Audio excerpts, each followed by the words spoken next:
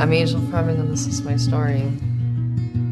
Well, my mom had me on February 5th, and she was 15, and she dropped out of high school to take care of me, but she ended up going to a group home. I was sent to a foster home until she turned 18. They fought over me. You know, the foster parents wanted to keep me, and my mom's like, no, I want my child back. Like, that's my kid. We moved to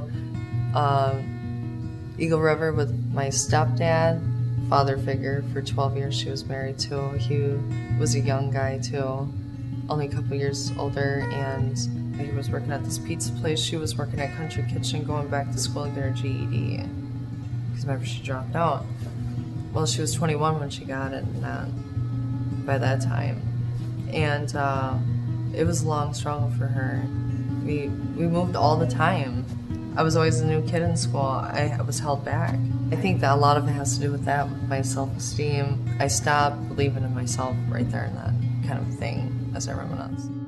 I was 7 years old or 8 years old. They would sleep all day. I'm kidding not.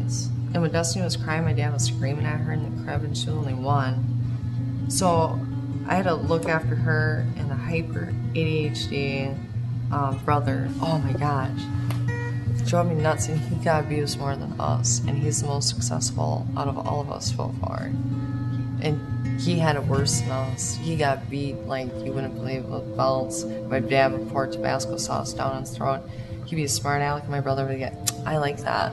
And my dad would, boom, like he'd pull over on the side of the road. He just started hitting us.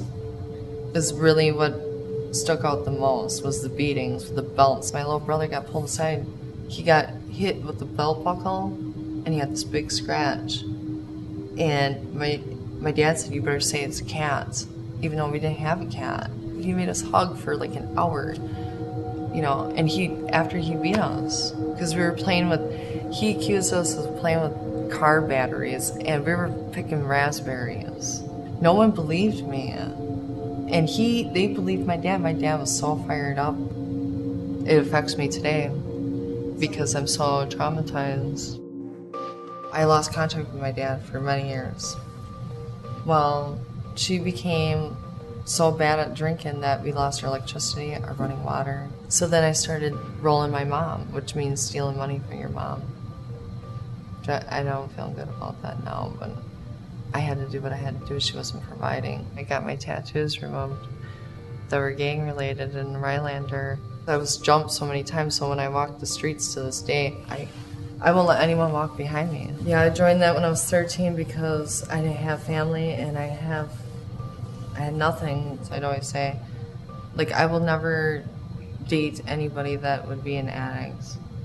And oh my gosh, I should have known. Pain pills, pot, and I drank a bottle of rum for the first time. I stole that from my mom. That was a return move.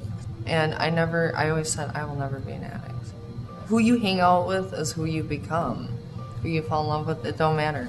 Family, friends, whatever. It's all about environment. I learned that the hard way. I had to go back to insanity over and over. And then you finally get it that, it's not ever gonna work, so let's stop doing that.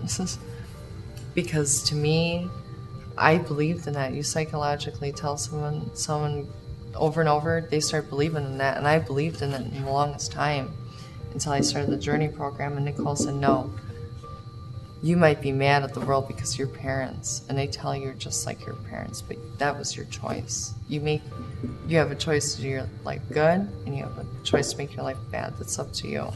I didn't believe that. So little by little, I started playing, and I started feeling good. I started building the self-confidence, and every day I feel that drive to the success. It's almost there. I know it, and I will leave a legacy behind.